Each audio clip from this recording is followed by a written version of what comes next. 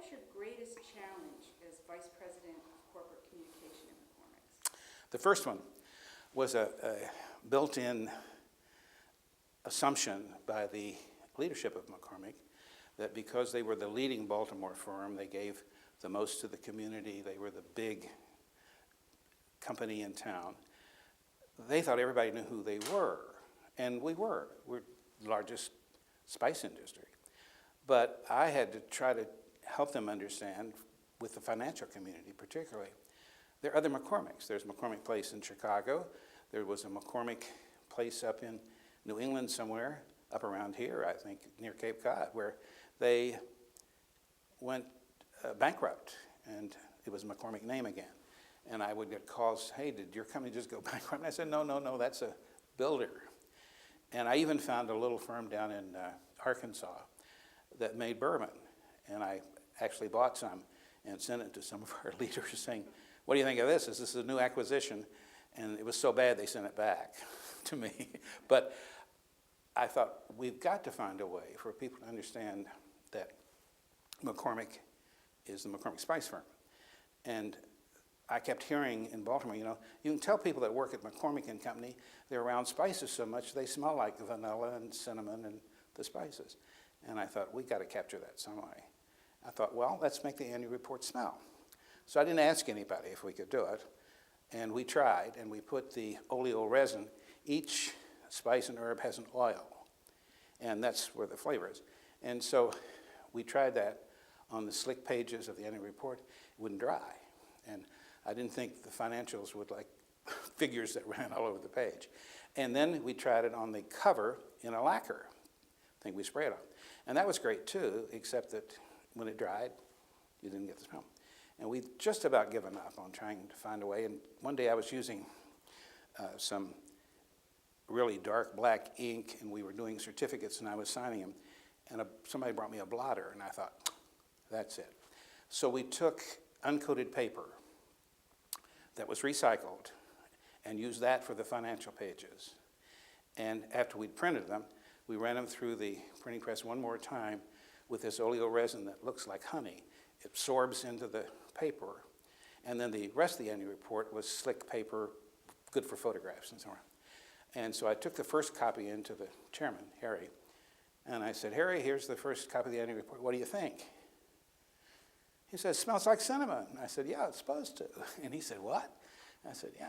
So he called me the next morning. He said, Jack, I took that annual report home, left it in the limousine. When I got in this morning, the whole car smelled like cinnamon. I said, that's the point. And so we got tremendous press about an annual report that really smells. The headlines were in Business Week and all kinds of places. And a friend at Hallmark called and said, Jack, an annual report that smells like spice is just terrific. What a great idea for a spice company. He said, I left mine on the coffee table, and the dog ate it. He said, well, it hurt the dog. And I said, no, it won't hurt the dog. Matter of fact, spices are used often in zoos and with animals that don't eat proper things. And spices are used to get them to eat good, nutritious food. So it won't hurt the dog at all. And a guy from Merrill Lynch called and said, Felton, you son of a gun. And I said, what have I done? He said, I can't get anything done today. And I said, why? What's the problem? He said, everybody's sniffing your GD annual report. So, and every year since then, the annual report smelled like a different spice. And at last count, we had about 152 spices in the spice line, so we won't run out soon. And it's fun. The Baltimore Sun runs a pocket change poll. They put money in from the pocket as to which one can name which spice it is. And we take the first annual report when they come out down to them, and they all see whoever gets the right smell for the right spice gets the little pocket of change, but it still gets great attention. It was fun. But that was a challenge, and we met it that way. What was your greatest accomplishment with the firm? Well, I think the first answer would be hiring some very, very talented people who had great creativity, had a lovely staff, and again, giving them the guidelines and turning them loose and saying, come on, let's see what we can do with this together, within the guidelines of proper procedures and everything they have to do. And one of them came in one day and said, Jack, what about a TV show for McCormick? This was long before anyone was using videotape at a company. And I said, well, that sounds great, but it's so expensive. How are we going to do it? And he said, I have a young friend who wants to get started in making video things. And he said, he's willing to do it for, peanuts, just to get started. And I said, okay, let's, write the show. Let's get a rap and do it. We call it McCormick News Rap. And we used 2 employees, very attractive young people, and they told you the latest news like a newscast. And we used slides, since our people travel all over the world. We have beautiful slides of everywhere. So we could tell them everywhere new things were happening throughout the company. And we discovered that a 12-minute video like that was wonderful to send to all of our managers to let everybody know what was happening new, and we'd include the CEO and a number of officers in it, which they loved it. And the first time we showed it to people, again, I hadn't said, can we do this? They said, Jack, this is great. And the CEO loved the idea. But they couldn't believe that we'd brought it in under such a nice budget thing. And I said, well, it's not going to stay this kind of a cost, because as we expand it, it's going to be more. But I know that if I had gone to them and said, hey, I want to start doing a TV show about McCormick, they probably would have said, we don't have money for that, Jack. We've got other kind of communications. But by doing it, showing them the effectiveness of it, then I could get away with it. So I was a bit of a rascal sometimes, but I seemed to get away with it lots of times. The other big challenge was a takeover attempt by a very wealthy, very huge pharmaceutical firm named Sandoz. And they came after us in a cheating, sort of nasty way, buying stock and as much as they could before they had to expose. And we finally caught them in the act and then began to do some investigation. Found out that they had bought King Fairy seeds, and you couldn't find seeds on the shelf anymore. They weren't good at marketing in America. And they had bought Ovaltine. You remember Ovaltine when you were a child? And you couldn't, no one had ever heard of Ovaltine in the current generation because it had disappeared also. So we knew we were dealing with someone who wanted us for money and the investment kind of things rather than for anything good for our employees or for the company. So we were engaged in a knockdown, drag-out, pretty tough fight. And one of the sessions, we'd been sitting around with the outside advisors that we brought in from New York, the lawyers and the investment bankers. And they'd been for days telling us what we couldn't do. And we'd say, well, how about this? No, you can't do that either, can you? And finally, I went to Harry, the CEO, and said, Harry, I'm tired of hearing what we can't do. I need some quotes for the Wall Street Journal. I've got some friends that we have to get some statements out. And I said, we just can't sit around day after day with these high-priced talent telling us what we can't do. And if it's okay with you tomorrow, because you can't really very well do it, I'm going to stand up right in the middle of the meeting and said, hey, wait a minute. I want to know what we can do. And he said, great, Jack, do it. And I went to the treasurer and did the same thing. He was a friend. So that next day, we went in. They were doing the same thing. The chairman's sitting at one end of the table, the treasurer at the other. I'm in the middle. And they start, no, I can't do that, I can't do that, And I'm putting gloves on underneath the table. They don't know. And they think they've convinced us or something. And I stand up, throw the gloves down the table and said, look, gentlemen, I'm ready to fight. And we've got to get something going here. And I have to have a quote for the Wall Street Journal. And that did it. And we got started. And when my friend at the Wall Street Journal said, well, Jack, what do you think Sandoz is going to do when you folks tell them no, that you just don't want any part of this? I said, well, why don't you ask them? So he did.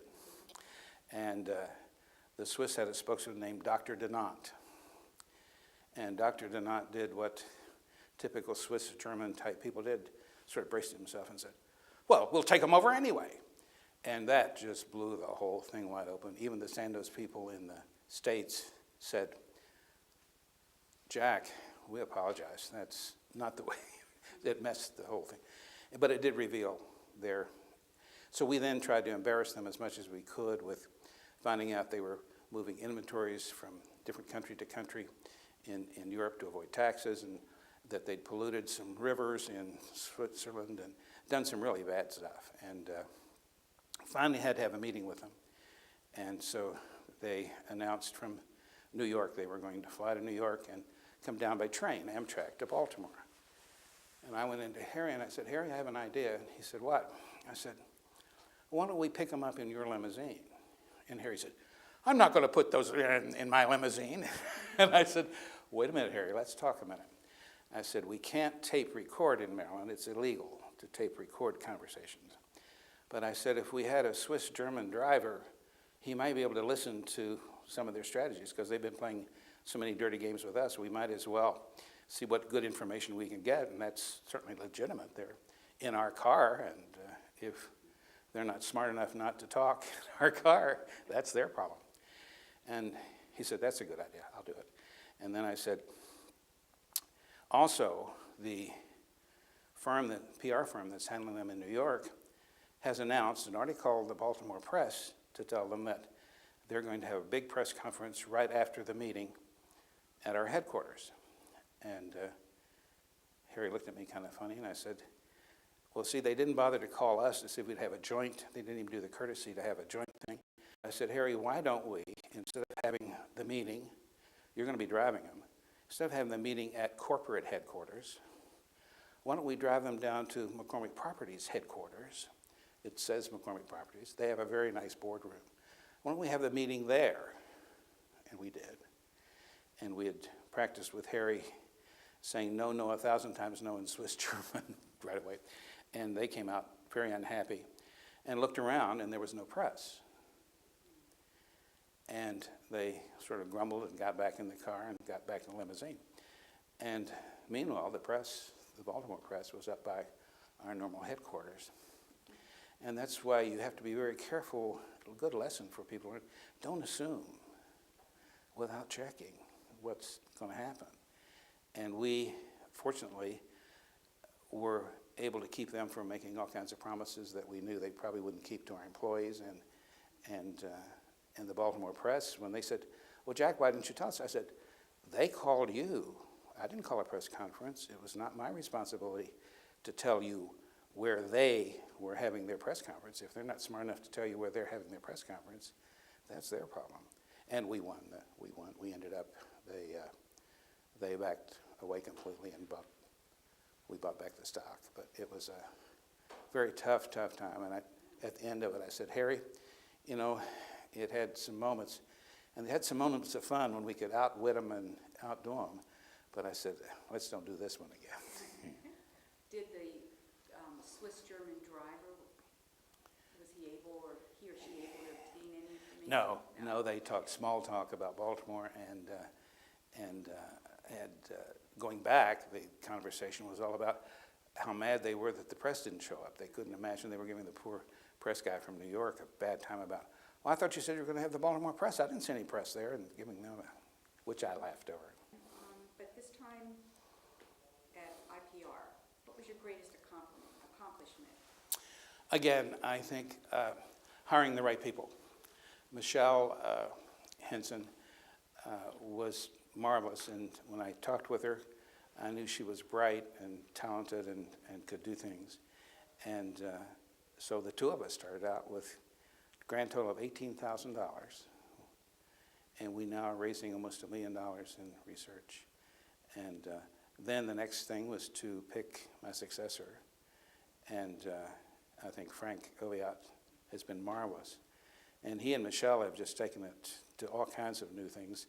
We now have things we're doing in Europe, and we have cooperation with all of the PR agencies.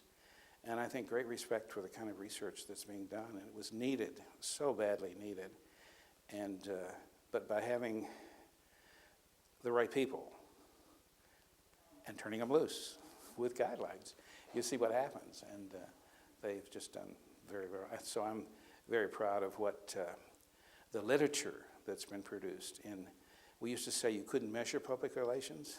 People don't say that anymore because the Measurement Commission proved a way that we can measure what we do and show the CEO our effectiveness. And that all came out of getting the right people together and saying, hey, let's have at it. What can we do here? And I think we're now on a program to build a library of essential information, which will be free to everybody in the profession. And that essential library is going to be wonderful for people to plug in on all kinds of different categories of public relations, because each of us has almost a unique kind of public relations we do, for depending upon the company or the organization we work for. But we have some essential knowledge. And if we can all get that same track, and I think professors at schools like Penn State and at Florida and other schools are going to be able to use that as a wonderful library too. And the fact that it's available free, I think is just a wonderful asset for the Institute. So I'm very proud of what has happened there and what Michelle and Frank Oviatt and the board of directors have done. It's terrific. Well, what about a challenge? Can you think of a particular challenge that you had at the Institute for Public Relations? Well, first of all, with $12,000, the challenge was, can we keep it going long enough till we can get something? And by getting people to come to Florida, we started doing some symposia on different topics. And we did one on international public relations. We did one on terror. But we were talking about the kind of terror where someone would put some kind of a liquid in the water supply. And we did one on, in Rome, do we do PR as the Romans do, or do we do it, which is a big ethic problem. And then we did one on measurement. So those began to get a reputation for us. People came to the campus at Florida and participated. And those were some of the first papers that we did. And they began to get the news out that what we were about, what we were trying to do, and it just built. And soon we were what we are today, and going for new things in Europe right now. Is there anything else that you'd like to talk about? Anything else you want to share with the next generation? One little last bit of advice. Be careful how creative you are and some of the creative ideas you do. We were sitting at U.S. Steel one day, and we had a new kind of steel we had to promote called Corten. And it was called Corten because it has a lot of copper in it. And it was designed for use in high bridges and high buildings that you can't get to paint very often. The copper in it, the steel forms a patina on the outside, a rusty looking, sort of paints itself. And what we were faced with, how are we going to get people to understand rusty steel is strong? So Smart Alex said, well, why don't we get a big animal like an elephant to stand on it? So guess who inherited that job? And I called Sarasota and said, hey, you've got a circus elephant. We need an elephant to stand on put 4 barrels down and then put steel plate on and have the elephant stand on it. Didn't have anything. And I thought, uh-oh. So then I thought, Hollywood. Got a person in Hollywood who had a trick, small elephant that could stand on 1 foot. And I thought that would be even more spectacular, to have an elephant standing on 1 foot on this Corten to show how strong it was. So we sent the steel plate to LA, hired the photographer, had all the things ready. Get out there, and sure, here's the elephant and everything else. We get it all set up, get the elephant up on there. Elephant stands up, but they forgot to tell me that when this elephant stands up, this elephant wets. So suddenly we have a situation in a photograph that was not quite what we wanted. So we had to clean the steel off again, get the elephant back up, and the elephant. And one of the pictures in my den is me running like hell away from the elephant because we've got him up ready to get the photograph.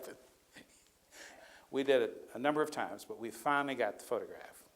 And it turned out to be one that got picked up as a publicity thing everywhere, used in the ad campaign, used for all of the marketing of the Corten. It was a huge success. But getting that photograph was not quite what we expected, but it was kind of fun. I want to thank you very much for taking some time from a busy schedule. You could be playing golf or something right now. appreciate sharing your thoughts. Well, you're very kind, and I've always had fun telling my stories, and thank you for asking.